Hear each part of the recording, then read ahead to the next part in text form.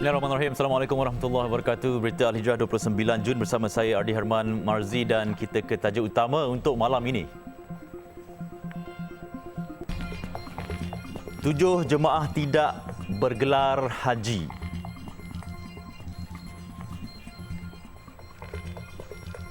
Juga desakan ekonomi, ada warga kota tidak balik kampung.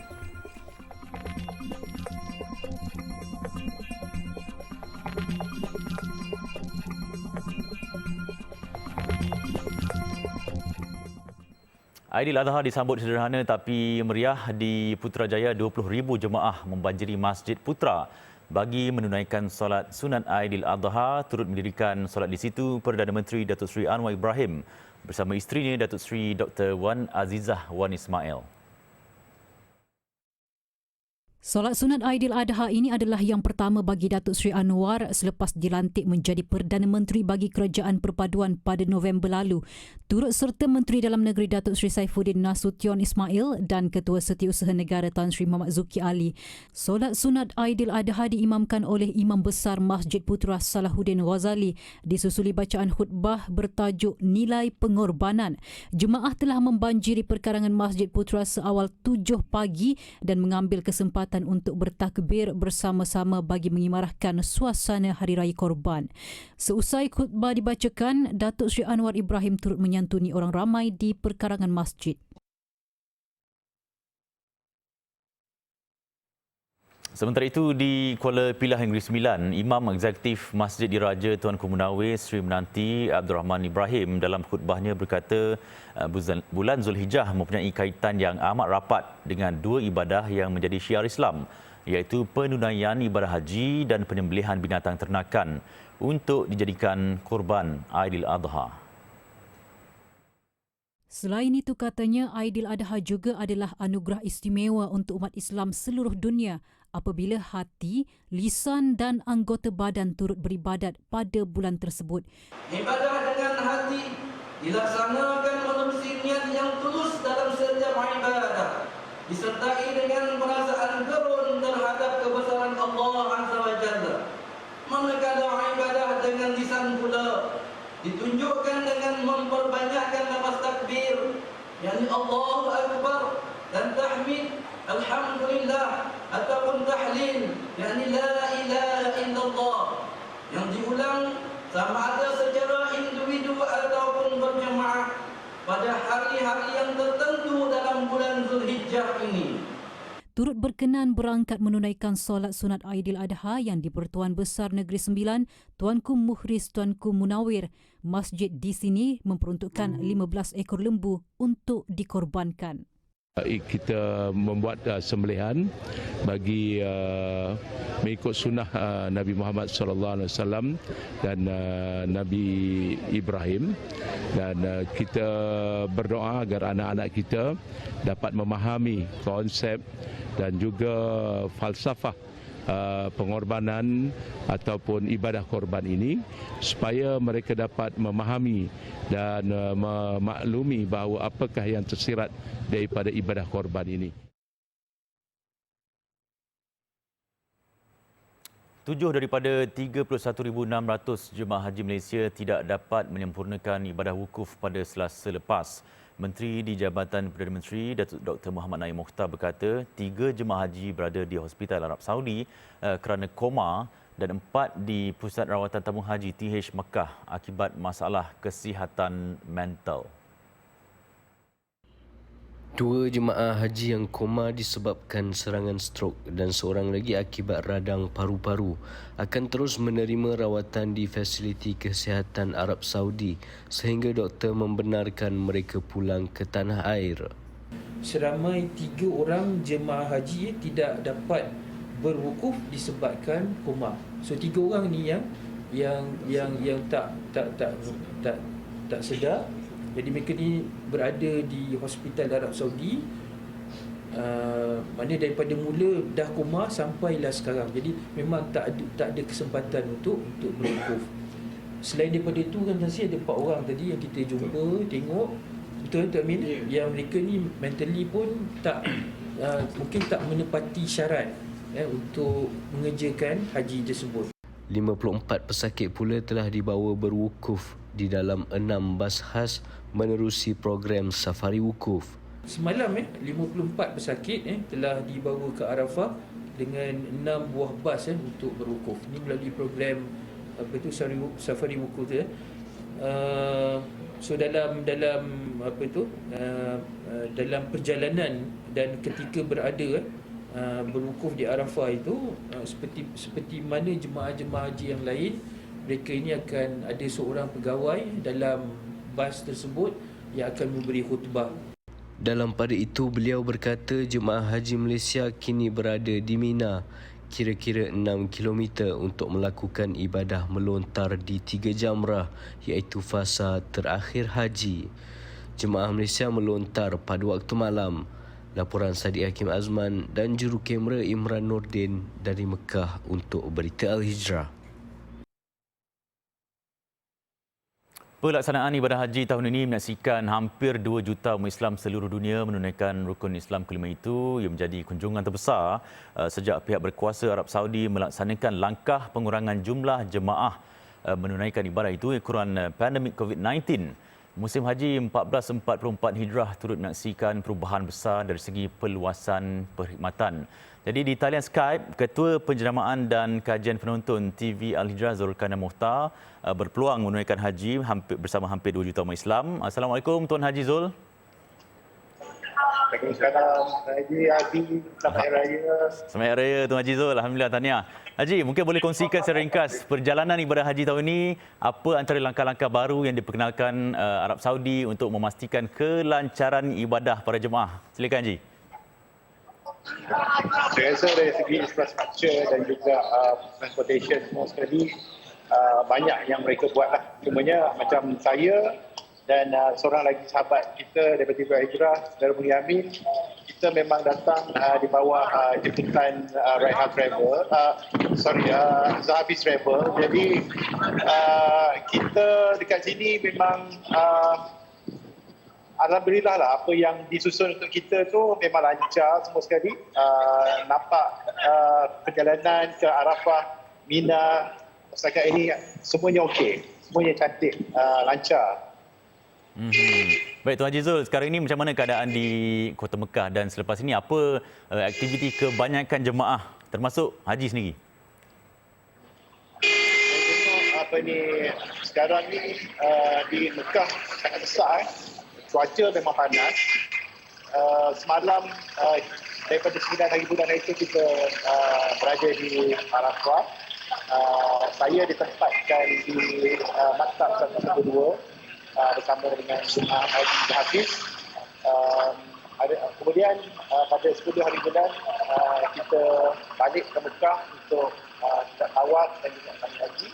Lepas tu alhamdulillah terus dapat solat hari raya di Masjidil Haram lah. Dan semalam kita dibawa ke Mina untuk mabit dan juga melontar di Rasul Aqabah. Malam ni insya-Allah kita akan kembali ke Mina untuk melontar di 3 jamrat lah. Dan sekali lagi. Haji, kalau boleh banyak soalan saya nak tanya tapi masa begitu mencemburui. Terima kasih banyak Haji, Tuan Haji Zulkarnain Mokhtar bersama kita live dari Makkah Al-Mukarramah. Terima kasih Haji. Okey, terima kasih. Okey, sama-sama alhamdulillah. Itu dia Zulkarnain Mokhtar melaporkan dari Makkah Al-Mukarramah. Terkini situasi haji di sana. Baik, laporan berikutnya, kos sara hidup yang semakin tinggi menjadi faktor utama segelintir umat Islam di ibu kota memilih tidak pulang ke kampung halaman untuk menyambut Ailadha pada tahun ini. Tinjauan kru Berita Al-Hijrah mendapati rata-rata mereka memilih untuk beriadah bersama keluarga kecil di beberapa pusat tumpuan pelancong di sekitar ibu negara bagi menghilangkan rasa sayu dan rindu. Wartawan Khadijah Faisal ada butirannya. Sepanjang tinjauan pagi tadi, dataran Merdeka antara lokasi yang menjadi tumpuan umat Islam yang beraya di ibu negara untuk meluangkan masa serta merakam memori bersama ahli keluarga selepas menunaikan solat sunat Hari Raya Aidiladha. Pengunjung Rozaini Abdul Razak dan Ili Amira Azham Fuad yang ditemui mengakui bahawa kos perbelanjaan untuk persiapan raya dan perjalanan ke kampung halaman yang semakin tinggi menjadi alasan mengapa mereka memilih untuk beraya di Kuala Lumpur berbanding tahun-tahun sebelumnya. 1K mesti ada. Kita balik kampung pun untuk macam mana, minyak kereta, tol semua tu kita kena bajet. Lepas tu perbelanjaan kita dekat kampung pun mesti kita kena ada juga. Macam sekarang kan, barang pun macam makin naik harga kan. Mesti akan naik jugalah peningkatan tu. Rasa berapa tu kalau kita balik kampung, kita kena spend banyak lah kan. Sebab kita perjalanan, kos persiapan kat sana semua. Selalu kalau balik kampung kena ada 1,000 juga. Menurut pengunjung Ahmad Rashidi Ilyas pula, meskipun dia dan keluarga menyambut Hari Raya Aidiladha di ibu kota sahaja, namun perbelanjaan tetap meningkat dan boleh mencecah sehingga 20% berbanding sebelum ini. Kos tu tinggi jugalah kan. Sekarang barang pun banyak dah naik harga. Macam nak belanja untuk sarapan kan, masak rendang semua, harga pun dah naik kan. Meskipun kos sara hidup yang semakin mencabar memberi tekanan dalam kehidupan seharian, namun mengurus kewangan dan perbelanjaan dengan bijak merupakan salah satu inisiatif yang boleh digunakan mereka ketika berdepan cabaran ekonomi. Kata mereka, beraya di ibu kota dijadikan satu kesempatan untuk membawa anak-anak ke tempat-tempat menarik dan bersejarah. Selain dapat meluangkan masa yang berkualiti, aktiviti itu juga mengurangkan tekanan emosi. Meskipun kos perbelanjaan beraya sering menjadi faktor ramai yang tidak pulang ke desa, namun ia tidak menjadi alasan buat mereka meraihkan dan juga memaknai Hari Raya Aidiladha. Dalam masa beribadah, beriadah bersama keluarga juga tidak dilupa. Khadijah Faisal melaporkan untuk Berita Al-Hijrah.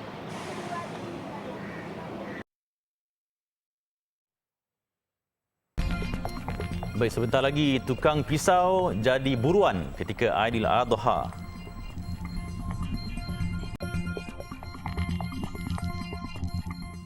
Masih bersama Berita Al-Hijrah, Murtada Dakwah Center Madat menyediakan 130 lembu untuk ibadah korban tahun ini. Menurut pengarah urusannya, Muhammad Yaakob Yusra Muhammad Yusof, lembu itu dipilih dari baka yang baik dan bersaiz besar. Beliau berkata Madat memperkenalkan pengurusan ibadah kurban yang profesional dan sistematik. Selain di Madat, ibadah kurban turut dilaksanakan di Kuala Nerang untuk disampaikan kepada golongan kurang berkemampuan. Kesemuanya membabitkan 85 lokasi di Kedah. Yang kita terpaksa bahagikan kepada 3 hari lah. Hari ini insyaAllah di Madat kita akan buat sekitar 30 ekor untuk kita sembelih dan kita buat kenduri dan buat edaran. Esok sekitar 70 ekor kita akan buat di pusat penyembelihan kita di Kuala Nerang, di Tenak Agro Farm. Dan hari yang ketiga baki lagi 30 ekor lah kita akan buat di sini balik di Madat. Jadi memang pack lah untuk tahun ni, agak sambutan yang agak luar biasa dan orang ramai. Dan memang besar, lembu memang besar, tak relax, boleh tengok sendiri lah. Memang 300 kilo untuk hari ni, semua lembu 300 kilo ke atas. Kalau ikut market price harga 8,000, tapi kita tetap jual dengan harga 5,000 sebab alhamdulillah lembu. Sementara itu, Muhammad Yaakob berkata Madat turut melancarkan kelab geng masjid bagi membawa anak muda ke masjid. Katanya pelbagai aktiviti diadakan bagi menarik golongan berkenaan ke masjid. Hang suci ini kita tubuhkan pula tadi, kita buat kelab geng masjid untuk anak-anak muda bila datang kita ada duit poket setiap pagi untuk persekolahan mereka. Jadi itu juga satu inisiatif bantuan yang kita tak mau simpan duit masjid. Madat ketika ini giat melengkapkan pembinaan Masjid Darul Murtada yang turut berfungsi sebagai pusat komuniti dengan menawarkan kemudahan rumah warga emas, pusat tahfiz integrasi, pengurusan secara percuma. Orang ramai yang ingin bersama menghulurkan sumbangan boleh berbuat demikian menerusi akaun tertera atau hubungi talian hotline atau layari laman web tertera. Di Ibu Negara, Angkatan Tentera Malaysia ATM dan pengurusan Masjid Khalid Al-Walid menguruskan 20 lembu dan 9 kambing untuk dikorbankan. Haiwan tersebut itu adalah hasil penyertaan jemaah dan pegawai serta anggota di Kementerian Pertahanan. Ia merupakan satu interpretasi kepada pengorbanan yang mana kita cuba terapkan di kalangan tentera supaya sikap berkorban itu perlu disemarakkan dalam jiwa setiap anggota tentera.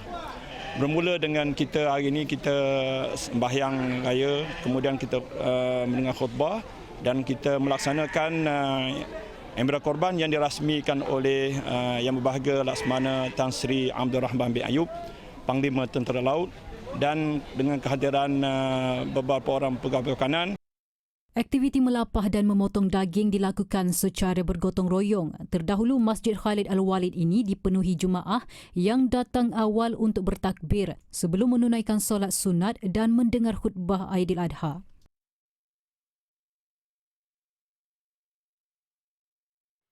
Prihatin dengan nasib umat Islam yang dibelenggu kemiskinan dan konflik di negara-negara sekitar Chad, NGO Malaysia turun ke negara Afrika Tengah itu sempena Aidiladha tahun ini.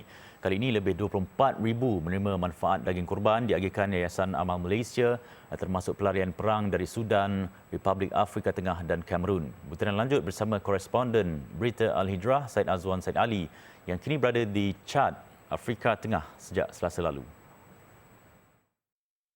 Sekalipun menjadi antara negara termiskin di dunia, ramai tidak tahu negara Chad yang terletak di tengah benua Afrika menjadi tempat berlindung kepada lebih sejuta individu hilang tempat tinggal akibat konflik dan peperangan.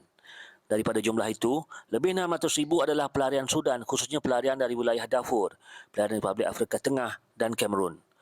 Terkesan dengan situasi isu Yayasan Amal Malaysia, antara NGO Malaysia yang menjalankan korban di Chad pada tahun ini, dengan sebahagian penerimanya adalah pelarian perang. Kita memilih Chad di Afrika ini kerana kita melihat Chad ini masih negara yang serba kekurangan, kemiskinan, banyak ramai di antara mereka bukan pelarian perang di sekitar akibat dari kemiskinan, kemarau dan sebagainya. Inilah peluang kita rakyat Malaysia membantu dari segi korban apabila sampai musim korban. Tiba di Chad pada Selasa, 32 relawan Yayasan Amal turut disertai wakil NGO Brunei, Al-Azhar Care, Proton dan Persatuan Mahasiswa Malaysia Sudan. Daripada jumlah itu, 29 sukarelawan bertindak sebagai tukang sembelih haiwan korban. Berbeza dengan misi kemanusiaan lain, NGO Malaysia itu menyempurnakan sendiri proses korban haiwan sembelihan. Sebelum mengagihkan daging korban, membawakan lebih 2,000 ekor lembu, kambing dan unta kepada fondok fakir di sekitar N'Djamena. Daging korban itu juga turut diagihkan kepada mangsa-mangsa pelarian perang yang berlindung di Chad. نشكر بهذه المبادرة أو الفكرة الملموسة التي تدعو فيها الإسلام وهذا من باب دوافع الإسلام وأخوة الإسلام. نشكر إخواننا المسلمين في ماليزيا على هذا الجهد وعلى هذا البذل العطاء الكبير ونسأل الله سبحانه وتعالى أن يكتب في ميزان حسناتهم أن يستمروا بهذا المهمة الكبيرة والثقل العظيم. Data Indeks Kelaparan Global GHI 2022 menunjukkan Chad antara negara Afrika yang berada di dalam kategori kelaparan pada tahap membimbangkan. Data sama juga menunjukkan 37 daripada 54 negara di benua Afrika berada dalam kategori kelaparan serius atau lebih tinggi yang memerlukan perhatian masyarakat dunia. Dan saya kini berada di Chad di mana NGO Malaysia, Yayasan Amal Malaysia menjalankan program korban mereka. Dan kalau kita lihat, Chad juga senarai di antara negara yang berada tahap membimbangkan dalam indeks kelaparan global itu. Afrika sememangnya sebuah benua yang didepani dengan masalah kemiskinan, konflik peperangan dan juga masalah kemarau dan cuaca di sini. Saya Azwan Syed Ali melaporkan daripada N'Djamena, Chad untuk Berita Al-Hijrah. Kedatangan Aidiladha memberi limpahan rezeki buat Muhammad Al-Mizan Mat Hussein apabila tidak menang tangan menyiapkan bilah-bilah pisau lapah dan kapak tulang yang ditempah pelanggan bagi memudahkan ibadah kurban. Boleh dikatakan seharian masanya dihabiskan di bengkel hadapan rumahnya di Kampung Buluh Poh Ketereh bagi menyiapkan semua tempahan yang diterima sejak 3 bulan lalu lagi. Muhammad Al-Mizan, 42 tahun berkata situasi itu dilaluinya setiap tahun. Namun kali ini lebih sibuk kerana bersendirian menyiapkan tempahan lebih 300 pisau lapah, parang, kapak dan golok pelanggan. Jika kebiasaannya kerja tersebut akan dibuat bersama seorang pekerjanya, namun kali ini semua tempahan yang dibuat sejak sebelum Ramadan lalu itu terpaksa disiapkan seorang diri memandangkan pekerjanya sedang sakit. Permintaan pertama dah ni pakai tulen dengan kapuk. Golok ni ada cuma golok ni taklah sebanyak semacam tahun lepas. Tahun lepas ni bisa lapuh paling banyak. Tahun ni orang kira lah ni no itu lah ni muka daging bukan musik gaya lah ni dia orang tak suka dulu dah dia hanya kita toko. Kayak apabila dari kita toko ni dia lebih kepada jenis-jenis bagai itu sikit. Macam tu dia buat pakai tulen dengan kapuk lah ni banyak. Mana jenis orang kerak sajalah ni. Bersekat pisang ni hanya untuk iris biasa gini je lah. Tapi pakai tulen tahun ni memang banyak. Nak tahu pakai tulen tahun ni tak? Muhammad Al-Mizan yang sudah lebih 20 tahun mewarisi kemahiran membuat pisau daripada ayahnya berkata, bagi setiap tempahan dia akan mengambil masa sekitar 1 hingga 3 hari untuk menyiapkannya bergantung kepada jenis dan bentuk yang ditempah pelanggan. Katanya lagi untuk ibadah korban, pelanggan biasanya tidak terlalu mementingkan rekaan. Sebaliknya, kualiti ketajaman bilah yang mampu digunakan untuk menyembelih serta melapah daging menjadi pilihan. Dari segi harga yang ditawarkan, Muhammad Al-Mizan berkata, ia masih diparas mampu milik dan jika dilihat sedikit mahal sekalipun, pelanggan sudah arif mengenai kualiti dan besi import yang digunakan. Harga untuk golok adalah sekitar RM200 sebilah, manakala kapak pula antara RM60 hingga RM250. Manakala pisau lapah dijual serendah RM180 bergantung kepada jenis besi yang digunakan. Pisau ini adalah khususnya untuk kita buat sembelih sahaja. Nak buat melampau tak boleh, pasal pisau ni untuk sembelih saja. Kadang-kadang satu pisau ni kalau dia tajam kita boleh sembelih sampai 5 hingga 7-8 ekor. Tak payah asah. Jadi kita mengelak daripada 1 ekor kena asah sekali, 1 ekor kena asah sekali. Itulah sebab yang kita cari tempat yang kita beranggapan bahawasanya pisau tu boleh menahan daripada seekor sampai 10 ekor. Tak payah asah. Muhammad Al-Mizan berkata dia sentiasa menerima tempahan dan bukan hanya untuk kegunaan pada Aidiladha sahaja kerana turut menghasilkan peralatan lain seperti sabit, parang, peralatan mengait sawit dan badik yang digunakan penduduk kampung untuk bekerja.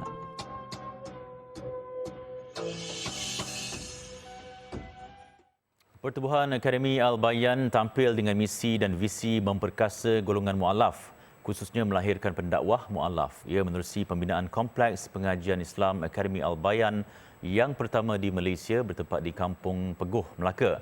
Sempena 10 hari terawal bulan Zulhijjah ini, ayuh sama-sama berinfak ke pembangunan Akademi Al-Bayan. Semoga infak ini menjadi saham berpanjangan di akhirat. Pak, kita mau pergi mana? Hari ini ada orang buat korban. Korban? Apa tu? Orang mu'alaf macam kita ni ada bahagian daging yang akan diberikan sumbangan. Ya ke, Papa? Amin dah lama tak makan daging. Assalamualaikum, Mang. Waalaikumsalam. Daging korban ada lagi ke? Allah, daging korban dah habis, Abang. Tadi orang lagi kan. Kalau macam tu, tak adalah rezeki kami. Pa, Amin lapar.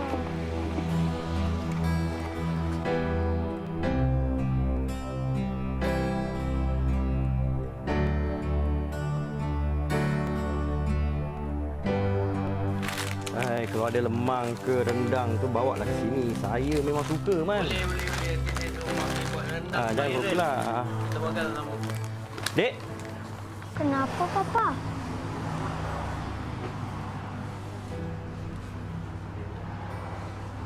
Bang, saya minta maaf. Tak. Ni duit baki awak tertinggal. Baki awak tadi ambil. Ambil.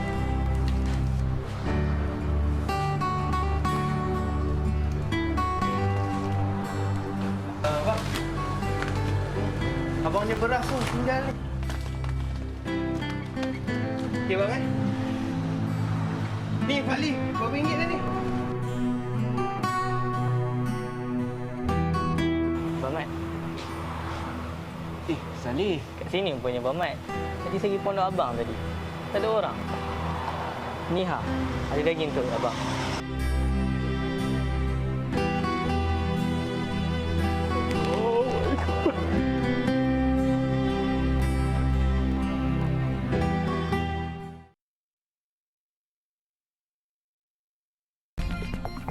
Lelaki etis warga Iraq antara pelaku bakar Al-Quran.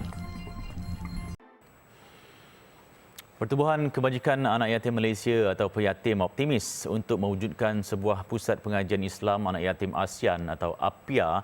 Ia dalam usaha melahirkan para hufaz dalam kalangan anak-anak yatim atau miskin untuk menjadi imam, pendakwah dan usahawan Muslim yang kompeten di era teknologi maklumat kini. Bersempena bulan Zulhijjah ini, berinfaklah ke tabung pembangunan Akademi Pengajian Islam Anak Yatim ASEAN APIA bagi membela nasib anak yatim di rantau ini. Semoga infak ini menjadi asbab kita bersama Rasulullah di syurga nanti. Mak. Aisyah dapat nombor 1, Mak. Betul cakap Mak. Walaupun kita miskin, tapi kalau kita berusaha bersungguh-sungguh, mesti berjaya. Allah sentiasa bersama dengan orang yang sabar, kan, Mak? Mak rehat dah dulu. Besok Aisyah datang balik.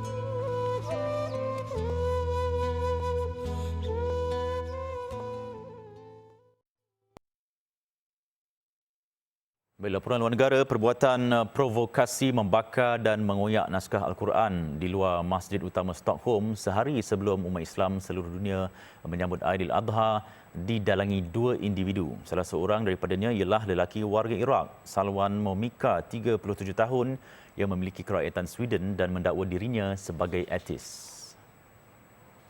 Salwan yang melarikan diri dari Iraq dan menetap di Sweden sejak 5 tahun lalu mendapat kebenaran pihak berkuasa Sweden untuk menganjurkan protes dan demonstrasi di luar masjid berkenaan selaras hak kebebasan bersuara. Namun kemudian ditahan polis kerana didakwa melakukan provokasi kumpulan etnik selepas menghina dan membakar Al-Quran yang mencetuskan kemarahan umat Islam. Dia juga sedang disiasat kerana melanggar larangan sementara untuk membakar bahan api. Lelaki itu berjaya memperoleh permit untuk mengadakan protes dan demonstrasi membakar Al-Quran selepas beberapa permohonan untuk melakukan perkara sama sebelum ini gagal.